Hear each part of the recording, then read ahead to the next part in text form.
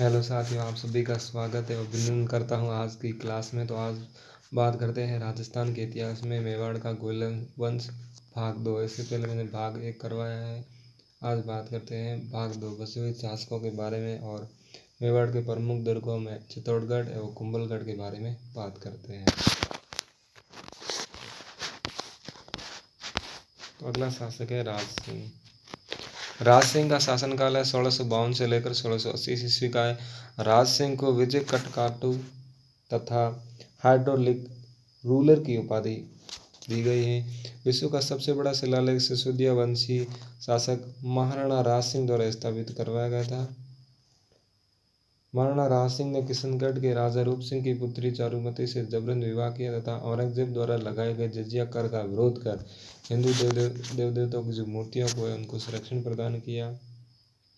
राज सिंह के निर्माण कार्य सात दवजा या श्रीनाथ जी का मंदिर जो नाथ द्वारा राजसमंद में स्थित है। श्रीनाथ जी का मंदिर भगवान कृष्ण का मंदिर है और पिछवाई पेंटिंग्स के लिए प्रसिद्ध है ये मंदिर। और चढ़ावे की दृष्टि से ये राजस्थान का सबसे संपन्न और सबसे बड़ा मंदिर है। इसे सात ध्वजों का मंदिर कहा जाता है। तो ये स्थित है नाथद्वारा तहसील में। नाथद्वारा का प्राचीन नाम क्या है? सिहाड़ है। दूध और दही की होली प्रसिद्ध है नाथद्वारा राजसमंद की। इसके साथ ही अम्बा माता का मंदिर का निर्माण उदयपुर में करवाया। द्वारकाधीश मंदिर कांकरोली में है। कांकरोली राजसमंद और कांकरोली में टायर ट्यूब का कारखाना जेके बनाने का है। जाना सागर तालाब त्रिमुखी बावड़ी सबका निर्माण राज सिंह ने करवाया। दिल्ली के बाद शाहजहां के पुत्रों में हुए 1657 के उत्तराधिकारी युद्ध में औरंगजेब ने मेवाड़ के महाराणा राज सिंह से सहयोग प्राप्त करने का प्रयास किया। चूंडावत मांगे सेनानी सट का सर काट दे दियो सतराणी पंक्ति हाड़ी रानी सहल कंवर के लिए प्रसिद्ध है, क्योंकि हाड़ी रानी सहल कंवर ने अपना सिर काट कर राज सिंह की सलूम्बर जागीर के सामने अपने पति रतन सिंह चुंडावत के पास भेजा था। राज सिंह ने अकाल रात कार्यों के दौरान राजसमंद झील का निर्माण करवाया।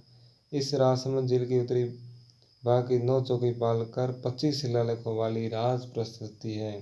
इसके लेखक रणछोड़ बड़ तेलंग है। यह राज प्रशस्ति विश्व की सबसे बड़ी प्रशस्ति है। अगला शासक है जय सिंह, जिनका शासनकाल है 1680 से लेकर 1698 ईस्वी का है।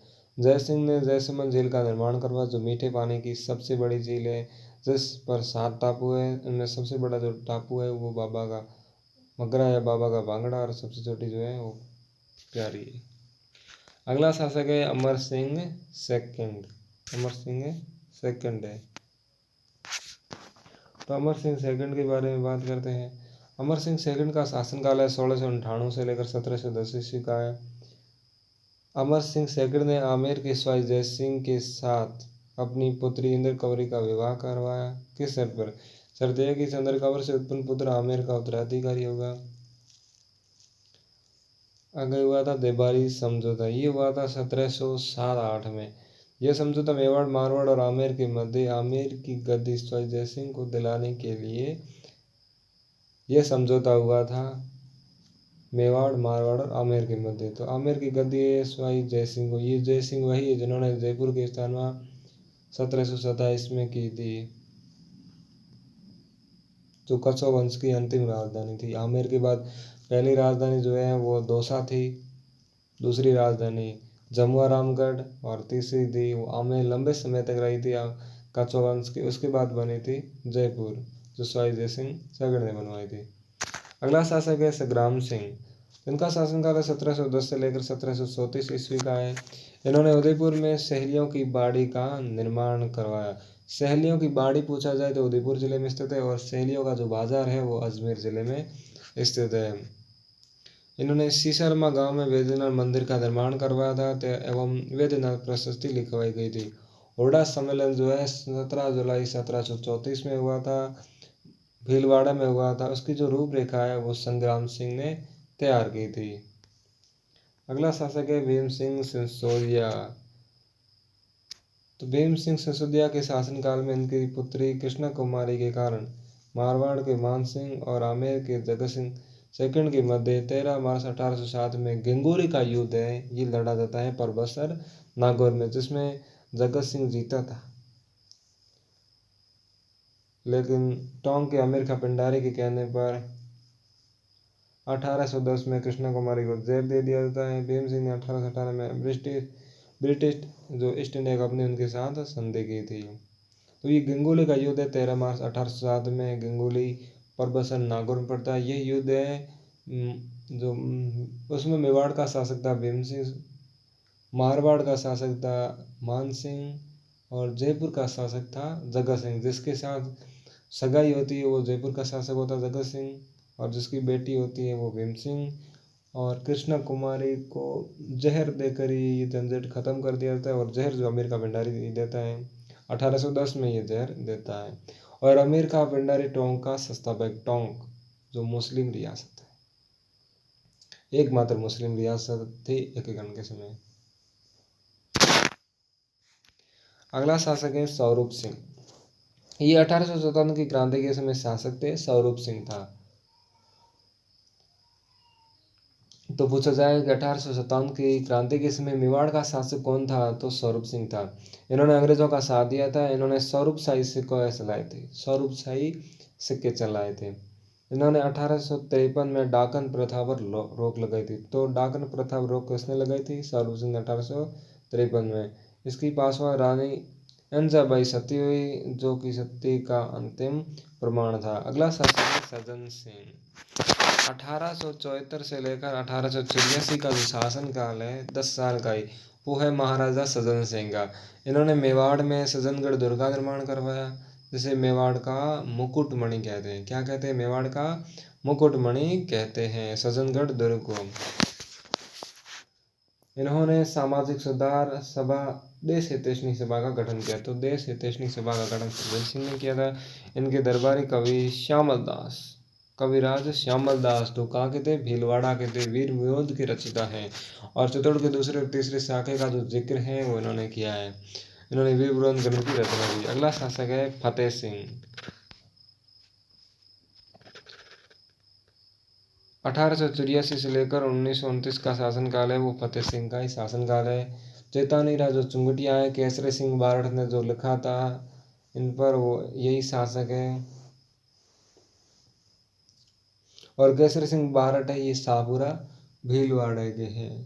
कहाँ के, शाहपुरा भीलवाड़ा, यहीं पर इनका जन्म हुआ था केसरी सिंह बारठ का। शाहपुरा जो है जिसका परिवहन कोड है RJ 51 है। इसकी स्थापना 1631 में फुलिया का एक जागीरदार था सुजान सिंह, और इनकी स्थापना है वो शाहजहाँ के सहयोग से करता है। बॉर्डर की छपाई प्रसिद्ध है शाहजहाँ के, शाहपुरा के। इसके साथ ही माधोशाही सिक्के, 11 गदिया सिक्के, ये जो दोनों सिक्के हैं इस रियासत में प्रचलित सबसे, एकीकरण के समय सबसे छोटी रियासत थी तो वो शाहपुरा थी।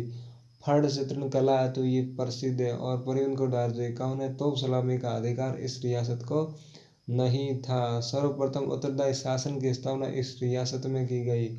इसके साथ ही शहीद मेला लगता है यहाँ पर 23 दिसंबर को। गोकुल लाल असावा, जिनका इस शाहपुरा में जन्म हुआ है, और चमना बावड़ी स्थित है। और शाहपुरा जहाँ पर फूल डोल महोत्सव मनाया जाता है, कब मनाया जाता है, चैत्र मास में। इसके साथ ही जो शाहपुरा प्रजा मंडल है जिसकी स्थापना 1938 में लादूराम व्यास एवं रामचंद्र ओझा ने की थी। इसके साथ ही अखिल भारतीय कांग्रेस का प्रांतीय अधिवेशन है वो यहाँ पर हुआ था। इसके साथ ही रामसनी संप्रदाय की जो प्रमुख पीठ है वो यहाँ पर स्थित है। तो ये मुख्य रूप से पॉइंट है। अगला शासक है भोपाल सिंह, जो मेवाड़ का अंतिम शासक था। मेवाड़ के एकीकरण के समय शासक यही था, और एकीकरण के समय एकमात्र अपाहिज व्यक्ति था वो यही था, भोपाल सिंह। तो मेवाड़ के प्रमुख दुर्गों की अगर बात की जाए उसमें मुख्य रूप से जो दुर्ग है वो कुंभलगढ़ है और चित्तौड़गढ़ है। बात करते हैं कुंभलगढ़ दुर्ग की। तो कुंभलगढ़ दुर्ग है ये कुंभा ने अपनी पत्नी कुंभल देवी की याद में इसका निर्माण करवाया था। लगभग 10 साल लगे थे। 1748 से 1758 के मध्य इनका निर्माण करवाता है। तो कुंभलगढ़ दुर्ग है ये राजसमंद जिले में स्थित है। कुंभलगढ़ दुर्ग गिरिदुर्ग की श्रेणी में आता है और ये जरगा की पहाड़ी पर स्थित है। इसका जो निर्माण है वो किसने करवाया था, निर्माण जो है वो कुंभा ने करवाया था। वास्तुकार कौन था, तो मंडन था। इस दुर्ग का वास्तुकार कौन था, मंडन था। इस दुर्ग को क्या कहा था, मेवाड़ और मारवाड़ सीमा का प्रहरी कहा था। कुंभलमेर कहा जाता है, कमलमेर कहा जाता है, मेवाड़ मारवाड़ सीमा का प्रहरी कहा जाता है। इसके साथ ही कुंभलगढ़ दुर्ग मेवाड़ मारवाड़ की सीमा पर स्थित होने के कारण कुंभलगढ़ दुर्ग को क्या कहा जाता है, मारवाड़ या मेवाड़ की सीमा का प्रहरी कहा जाता है, कुंभलमेर कहा जाता है। और इसकी जो सबसे लंबी दीवार है वो 36 किलोमीटर लंबाई में है, वो कुंभलगढ़ दुर्ग में स्थित है। अभी हाल ही में करंट अफेयर में क्वेश्चन चल रहा है कि इससे भी लंबी जो दीवार है वो बन रही है बीकानेर में। कुंभलगढ़ दुर्ग की जो ऊंचाई है वो 3568 फीट है। कथन कहा था अबुल फजल ने कि इतनी बुलंदी पर बना है कि नीचे से ऊपर देखने पर सिर से पगड़ी कर जाती है, सिर से पगड़ी गिर जाती है। अबुल फजल जिसकी हत्या है वो जहांगीर करवाता है, किससे, वीर सिंह बुंदेला से करवाता है, क्योंकि वो जलता है उससे, क्योंकि वो अकबर के नवरत्नों में शामिल था एक अबुल फजल। इसके कारण कुछ कारण होते हैं, आपसी मतभेद हो जाता है, जिनके कारण अबुल फजल की हत्या करवा देता है। दर्शनीय स्थल कौन कौन से कुंभलगढ़ दुर्ग में, तो कुंभलगढ़ दुर्ग में अगर दर्शनीय स्थलों की बात की जाए तो 12 खंभों की छतरी स्थित है, कुंवर पृथ्वीराज की छतरी 12 खंभों की, उड़ना राजकुमार उनकी छतरी इस दुर्ग में स्थित है। झाली रानी का मालिया स्थित है इस दुर्ग में, बादल महल स्थित है, झालीबाव बावड़ी स्थित है, मामा देव का कुंड स्थित है इस दुर्ग में। बात करते हैं कुंवर पृथ्वीराज की छतरी की, तो 12 खंभों की ये छतरी कुंवर पृथ्वीराज महाराणा रायमल का बड़ा पुत्र तथा राणा सांगा का भाई था। कुंवर पृथ्वीराज की छतरी ही 12 खंभों की छतरी है। कुंवर पृथ्वीराज राजस्थान मुन्ना राजकुमार, क्या हुआ कि इनको जो है जहर दिया जाता है, सुरई का एक देवड़ा शासक था, इनके ही जीजा लगते थे। तो क्या होता है कि जब इनकी बहन की अमर कवरी शायद नाम था, उनकी शादी होती है, सुरई के देवड़ा चौहान के शासक थे, तो क्या होता है उसमें बहुत अलग टाइप का होता है। तो बहन इनको बुलाती है कि ये बात है, जब ये वहाँ जाते हैं तो इनको क्या है कि मिठाई में जहर बेल कर इनके जीजा दे देते हैं, और कुंभलगढ़ के निकट इनकी क्या हो जाती है, मृत्यु हो जाती है। तो कुंभलगढ़ दुर्ग में इसकी छतरी बना दी जाती है। झाला रानी का मालिया, ये कुंभलगढ़ दुर्ग में स्थित है, बादल महल स्थित है, झाली बावड़ी स्थित है, और मामा देव का कुंड स्थित है। कुंभलगढ़ दुर्ग राजस्थान का एकमात्र ऐसा दुर्ग है जो रानी को समर्पित, इसको समर्पित है क्योंकि राणा कुंभा ने अपनी रानी की याद में, कुंभल देवी की याद में इसका निर्माण करवाया था। और कुंभा की माता का नाम सौभाग्यवती और बेटी का नाम रमाबाई था, जिसे वागीश्वरी नाम भी मिलता है, प्रसिद्ध संगीतज्ञ भी थे ये। कुंभलगढ़ दुर्ग रानी कुंभदेव को समर्पित वीर विनोद की रचयिता कौन है, कविराज श्यामल दास के अनुसार राजस्थान में कह सकते मेवाड़ में 84 दुर्गों में से 32 दुर्गों का निर्माण है वो राणा कुंभा ने करवाया था। राणा कुंभा को राजस्थानी स्थापत्य कला का जनक कहा था। इसके साथ ही चित्रशैली या चित्रकला की शुरुआत है वो राणा कुंभा के शासनकाल में ही हुई थी, इसलिए राजस्थान में चित्रकला का जनक भी राणा कुंभा को कहा जाता। राणा कुंभा हालगुरु, शैलगुरु, अशोकपति, गजपति, बहुत सारे नामों से जाना जाता है। और इसमें एक लघु दुर्ग बना है जिसे क्या कहा जाता है, कटारगढ़ कहा जाता है। एक लघु दुर्ग है जिसे कहा जाता है कटारगढ़ कहा जाता है। और कटारगढ़ को मेवाड़ की आंख कहा जाता है। 1468 में राणा कुंभा की हत्या है उनका पुत्र ही कहता है उदय उदयकर्ण है, इसे मेवाड़ का पितरंता कहा जाता है उदय को, इसलिए उदय को मेवाड़ का पितरंता कहा जाता है। 1537 में उदय सिंह का राज्याभिषेक हुआ था पहली बार, लेकिन जब 1540 में दोबारा इनका राज्याभिषेक, क्योंकि उस समय तो पन्नादाय जो है हरचंद हाकला की बेटी थी पन्नादाय, वो अपने पुत्र चंदन की बलि देकर ही, प्राण गंवा कर ही उदय सिंह की रक्षा करती है और कुंभलगढ़ दुर्ग में छुपा लेती है। तो एक तो इनका राज्याभिषेक कब होता है, 1537। उसके बाद जब बनवीर को मार विक्रमादित्य की एक दासी थी, दासी पुत्र ही बनवीर था, तो बनवीर को जब मारा जाता है 1540 में, और 1540 में ही महाराणा प्रताप और सत्य सिंह का जन्म होता है। तो दोबारा इनका राज्याभिषेक है वो 1540 को होता है। महाराणा प्रताप का जन्म 9 मई 1540 को ज्येष्ठ शुक्ल तृतीया को होता है, बादल महल में जूनी कचहरी में होता है। कुंभलगढ़ दुर्ग, कटारगढ़ के अंदर बादल महल के अंदर जूनी कचहरी, उसमें महाराणा प्रताप का जन्म होता है। और महाराणा प्रताप का जो राज्याभिषेक है वो गोगुंदा में 1572 को हुआ था, क्योंकि होली के दिन 28 फरवरी 1572 को उदय सिंह की मृत्यु होती है, और 28 फरवरी को मृत्यु होती है, और 1 मार्च 1572 को क्या होता है, राज्याभिषेक होता है। लेकिन राज्याभिषेक समारोह का आयोजन कुंभलगढ़ दुर्ग में हुआ था। राज्याभिषेक तो गोगुंदा में हुआ था, लेकिन समारोह है कुंभलगढ़ दुर्ग में हुआ था, क्योंकि इनका दूसरा जो राज्याभिषेक है 1578 में होता है। राजस्थान में सर्वाधिक पहाड़ी दुर्गों के निर्माण तो राणा कुंभा को हाल गुरु की बात देखी, बहुत सारे किलों का निर्माण करवाया, इसलिए इसे क्या कहा जाता है, हाल गुरु। कर्नल जेम्स टोड ने कुंभलगढ़ दुर्ग की तुलना किससे की है, इंस्ट्रक्शन से की है, इंस्ट्रक्शन कह सकते हैं। अगला है दुर्ग चित्तौड़गढ़ दुर्ग। बात करते हैं चित्तौड़गढ़ दुर्ग की, बात करते हैं तो चित्तौड़गढ़ दुर्ग गिरिदुर्ग की श्रेणी में आता है। ऊंचाई जो है 1810 फीट है, और कुल क्षेत्रफल जो है 28 वर्ग किलोमीटर है। क्षेत्रफल की दृष्टि से राजस्थान का सबसे बड़ा दुर्ग है, और परिधि 13 किलोमीटर है। और चित्तौड़गढ़ दुर्ग राजस्थान के चित्तौड़गढ़ जिले में स्थित है, और व्हेल मछली के समान इनकी आकृति है, और वास्तविक नाम चित्रकूट है, क्योंकि चित्रांगद मौर्य ने निर्माण करवाया था। मैसा पठार पर स्थित है, गंभीरी और बेडस नदियों के किनारे स्थित है।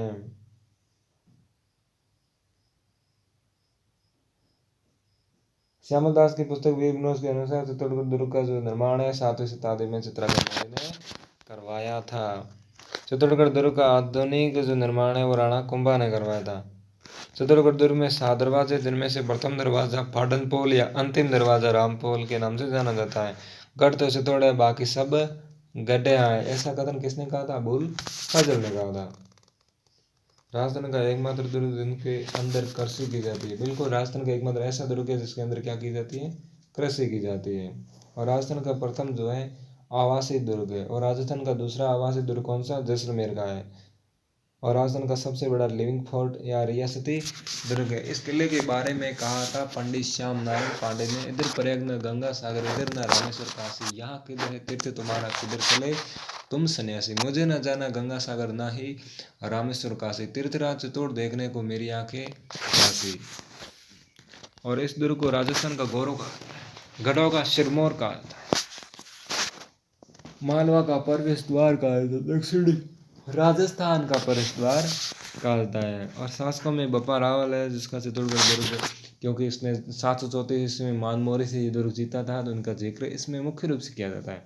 बप्पा रावल का जो वास्तविक नाम है कालभोज, एक प्रशस्ति है रणकपुर प्रशस्ति, उसमें बापा रावल और कालभोज को अलग अलग बताया गया था। ये क्या है, पहले हरिदत्त जी की गायें चराया करते थे, बाद में इन्होंने एकलिंग जी नाथ का मंदिर है वो कैलाशपुरी नागदा उदयपुर में करवाया था, जो उनके क्या है कुल देवता है। गुरु का नाम वरिष्ठ देव एकलिंग ने, और समाधि नागदा में, और ये जो है मेवाड़ की पहली राजधानी थी नागदा। और 734 बप्पा रावल ने अपने गुरु हरिदेव के वरदान से चित्तौड़गढ़ दुर्ग पर आक्रमण किया था, और यहाँ के शासक मानमोरी को पराजित कर दुर्ग जीत लिया था। इसमें स्थित है विजय स्तंभ, क्या स्थित है, विजय स्तंभ। तो विजय स्तंभ का जो निर्माण है 1740 से 48 के मध्य करवाया था। वास्तुकार जेता, नापा, पोमा और पूंजा थे, 4 थे, जेता, नापा, पोमा और पूंजा थे। और विजय स्तंभ की ऊंचाई जो है 120 फीट है, कितनी है, 120 फीट, और कुल 9 मंजिला इमारत है, और कुल सीढ़ियाँ जो है 157 है, कितनी है, 157 सीढ़ियाँ हैं। और फर्ग्यूसन ने विजय स्तंभ की तुलना जो है रोम के टार्जन टावर से की है। विजय स्तंभ का निर्माण राणा कुंभा ने सारंगपुर जो 1737 में युद्ध लड़ा था, सारंगपुर का युद्ध, जिसमें कुंभा जीत जाते हैं, और सारंगपुर या मालवा युद्ध जो 1737 में, तो विजय स्तंभ का जो निर्माण है राणा कुंभा ने सारंगपुर का जो युद्ध हुआ था मालवा से, मालवा के शासक के थे, उनको पराजित करके इस युद्ध की खुशी में इन्होंने विजय स्तंभ का निर्माण शुरू करवाया। और सारंगपुर का युद्ध 1737 में, सारंगपुर मध्य प्रदेश में पड़ता है, और ये युद्ध राणा कुंभा और महमूद खिलजी की मध्य, जिसमें कुंभा की विजय थे। राजस्थान पुलिस और माध्यमिक शिक्षा बोर्ड का जो प्रतीक चिन्ह है विजय स्तंभ है। विजय स्तंभ क्या है, राजस्थान पुलिस और माध्यमिक शिक्षा बोर्ड का प्रतीक चिन्ह है। भारत सरकार ने 15 अगस्त 1949 को विजय स्तंभ पर 1 रुपये के डाक टिकट जारी की। तो राजस्थान की ये पहली इमारत है जिस पर भारत सरकार द्वारा क्या किया गया, डाक टिकट जारी किया गया। विजय स्तंभ को क्या क्या कहा था, हिंदू देवी देवताओं का अजायब घर, भारतीय मूर्तिकला का विश्वकोश, राजस्थानी मूर्तिकला का अनमोल खजाना, विष्णु ध्वज। विजय स्तंभ पर भगवान विष्णु की मूर्ति होने के कारण और विष्णु स्तंभ कहा जाता है। अगला है कीर्ति स्तंभ। 1170 में जैन धर्म के व्यापारी जीजा जैन ने इनका, ये बघेरवल था, जीजा जैन ने इसका निर्माण करवाया था और 75 फीट ऊंचाई है, 7 मंजिला। समर्पित किसको है, भगवान आदिनाथ को है कीर्ति स्तंभ समर्पित है। जैन कीर्ति स्तंभ शिलालेख लिखने की शुरुआत है कवि अत्रि ने की थी, लेकिन पूरा जो है कवि महेश ने किया था। चित्तौड़गढ़ दुर्ग के प्रसिद्ध मंदिर, मीराबाई का मंदिर स्थित है चित्तौड़गढ़ दुर्ग में। इसके साथ ही कुंभश्यामी या कुंभा का मंदिर है। सतपीस देवरी जो है 27 छोटे छोटे जैन मंदिरों का समूह है। क्या है सतपीस देवरी, ये सतपीस देवरी जो है 27 छोटे छोटे जैन मंदिरों का समूह है। तुलजा भवानी बिल्कुल पृथ्वीराज सिसोदिया के बेटे बनवीर ने, बिल्कुल पृथ्वीराज सिसोदिया थे, उनके बेटे बनवीर ने निर्माण करा तथा तुलजा माता मराठा शासक शिवाजी की आराध्य देवी मानी जाती है। अगला मंदिर है कालिका माता। इस मंदिर का निर्माण मौर्य वंश के राजा मानमोरी ने करवाया था। बिल्कुल ये राजस्थान में भगवान सूर्य का सबसे प्राचीन मंदिर है। कह सकते ये पहले सूर्य मंदिर था, इसे तोड़कर बाद में जो है वो मानमोरी ने कालिका माता के मंदिर का निर्माण करवाया। बात करते हैं श्रृंगार चौरी की। तो यह है मंदिर जैन धर्म के 100वें तीर्थंकर किसका है, शांतिनाथ का, जिसका निर्माण किसने करवाया था, वेलका ने करवाया था, श्रृंगार चौरी का। जो 16वां तीर्थंकर है वो शांतिनाथ है, उनका ये मंदिर है, उनके लिए मंदिर का निर्माण करवाया। निर्माण जो है वेलका ने करवाया था। एक है समुद्रेश्वर मंदिर या त्रिभुवन नारायण मंदिर। इसका निर्माण तो राजा परमा राजा भोज ने करवाया था, लेकिन इसका जीर्णोद्धार कह सकते हैं या पुनर्निर्माण कह सकते हैं वो राणा मोकल ने करवाया था, इसलिए इस मंदिर को मोकल मंदिर भी कहा जाता है। चित्तौड़गढ़ दुर्ग की प्रसिद्ध छतरियाँ। इस दुर्ग में कौन कौन सी छतरियाँ हैं तो उसके बारे में बात करते हैं। तो चित्तौड़गढ़ दुर्ग में संत रैदास की छतरी स्थित है। संत रैदास या रविदास जो मीराबाई के गुरु थे और चमार जाति के थे और रमानंद के शिष्य थे, और संत रैदास की यहाँ पर चित्तौड़गढ़ दुर्ग में मृत्यु हो जाती है तो वहीं पर इनकी छतरी बना दी जाती है। कलाजी राठौड़ की छतरी स्थित है। सोम्याना गांव मेड़ता नागौर, इनमें इनका जन्म हुआ था। आसिन शुक्ल अष्टमी को इनके मेले लगते हैं, इसी दिन इनका जन्म हुआ था। और इसके साथ ही बांसवाड़ा में इनके 200 मंदिर बने हुए हैं। प्रसिद्ध जो मुख्य मंदिर है वो कहाँ स्थित है, डूंगरपुर में स्थित है। 4 हाथों वाले देवता ने कहा था, नागाराज का अवतार कहा था इनको। जयमल और फत्ता, जयमल राठौड़ ये मेड़ता के थे, फत्ता संसुदिया जो कहाँ के थे, बिजुलिया के थे, और उनकी पत्नी जो है फूलकर चित्तौड़ की तीसरी शाखा में जिसने जौहर किया था। चित्तौड़ दुर्ग का प्रसिद्ध हवेली कौन कौन सी, चित्तौड़ दुर्ग की जयमल फत्ता की हवेली, सिलुम्बर की हवेली और भामाशाह की हवेली। याद रखना चित्तौड़गढ़ दुर्ग में जो भामाशाह की हवेली जिसका निर्माण उदय सिंह ने करवाया था। प्रसिद्ध महल गोरा बादल के महल, फतेह प्रकाश महल, कुंभा महल। कुंभा महल को 9 काठा महल तथा 9 लखा महल कहा था। क्या कहा था, 9 काठा महल। कुंभा महल है उसे 9 काठा महल तथा 9 लखा महल के नाम से जाना जाता है। कुंभा महल में राणा सांगा के पुत्र उदय सिंह का जन्म हुआ था। राणा सांगा का जो पुत्र था उदय सिंह का जन्म जो है वो कुंभा महल में हुआ था, जिसको पृथ्वीराज सिसोदिया का पुत्र बनवीर जान से मारना चाहता था। पृथ्वीराज सिसोदिया का दासी पुत्र था ये। उदय सिंह की धाय मां श्रीमती पन्ना ने बनवीर को बचाने के लिए, किनको बचाने के लिए, बनवीर को।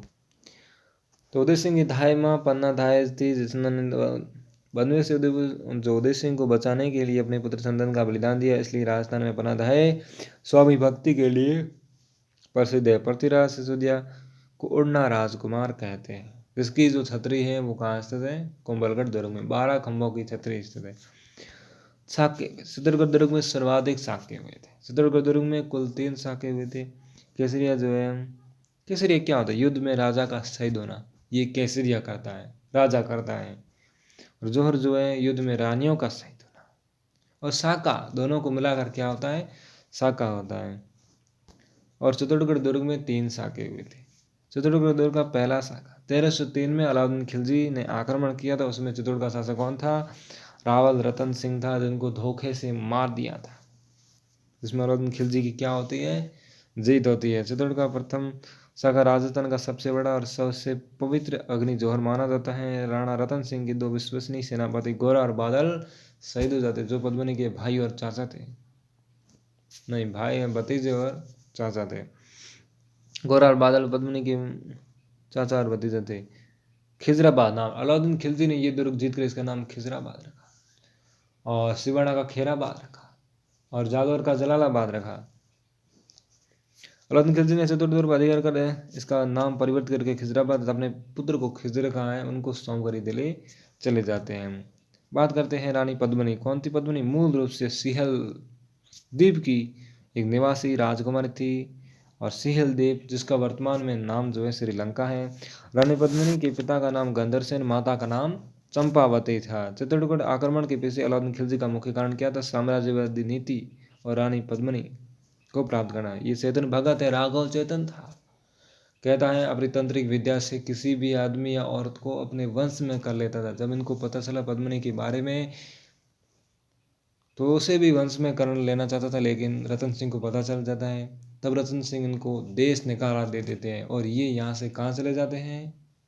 अलाउद्दीन खिलजी के पास। और सबसे बड़ा विश्वासघात है वो राघव चेतन ने किया था रतन सिंह के साथ, जिसके कारण ये युद्ध भी जीत जाते हैं। बात करते हैं अमीर खुसरो। अमीर खुसरो का उपनाम क्या है? तोता हिंद, भारतीय तोता कहा जाता है अमीर खुसरो को। क्या कहा जाता है? भारतीय तोता। तबला तथा वीणा का वादक कहा जाता है। क्या कहा जाता है? तबला तथा वीणा का वादक कहा जाता है। अमीर खुसरो सूफी संत शेख निजामुद्दीन औलिया का शिष्य था। किसका शिष्य था? अमीर खुसरो। तो सूफी संत शेख निजामुद्दीन औलिया का शिष्य था। निजामुद्दीन औलिया की दरगाह कहाँ स्थित है? दिल्ली में स्थित है। तो दिल्ली में निजामुद्दीन औलिया की दरगाह स्थित है। दिल्ली के 7 मुसलमानों का काल देखने वाले गुरु और शिष्य निजामुद्दीन औलिया व अमीर खुसरो थे। 2 ही थे।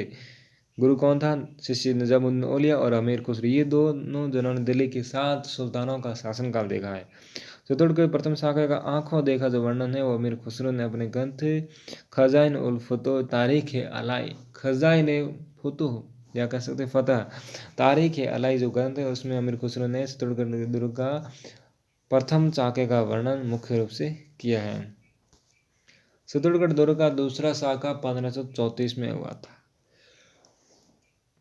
गुजरात के बहादुर शाह ने आक्रमण किया था। राणा सांगा की जो विधवा रानी थी कर्मावती के, उसमें बहादुर शाह की जीत होती है। इस युद्ध में बहादुर शाह का सेनापति रूमिका था। कौन था बहादुर शाह? कि चित्तौड़गढ़ का दूसरा शाखा हुआ था, उसमें बहादुर शाह का सेनापति कौन था? तो उसका नाम था रूमिका। राजमाता कर्मावती ने सहायता हेतु मुगल सम्राट हुमायूं को राखी भेजी थी, लेकिन उन्होंने कोई सहायता नहीं की।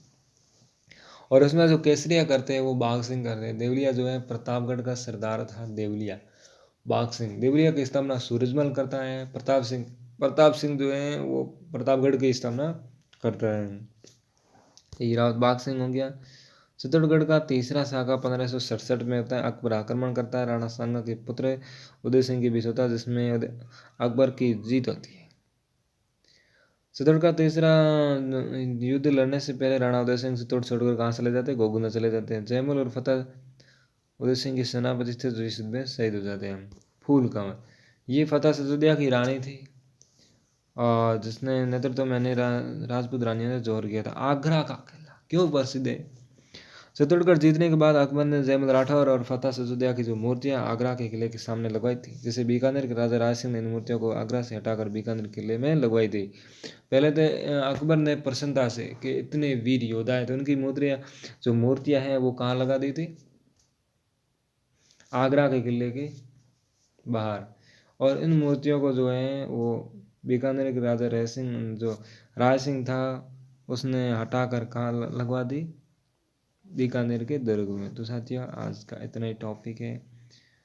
कुंभलगढ़ और मेवाड़ राजवंश है, इसके बारे में संपूर्ण जानकारी, इससे बाहर कुछ नहीं जाएगा। और चित्तौड़गढ़ दुर्ग और कुंभलगढ़ दुर्ग इसके बारे में भी पूरा बता दिया है। वीडियो को लाइक एवं चैनल को सब्सक्राइब जरूर करना। और मेरे वीडियो जो है राजस्थान जी की मैंने शुरू किया है, राजस्थान का इतिहास, राजस्थान का भूगोल, राजस्थान की कला संस्कृति, राजस्थान की अर्थव्यवस्था और राजस्थान की राजव्यवस्था में सब कुछ सबके वीडियो बनाऊंगा धीरे धीरे। अभी मेरे इतिहास में टॉपिक चल रहा है। इससे पहले मैंने आमेर का कछुआ वंश, और अजमेर के चौहान, जालौर के स्वतंत्रता चौहान, और ये चौथा जो है इसके साथ ही बीकानेर का जो राठौड़ वंश है उसके बारे में भी फुल वीडियो बनाया।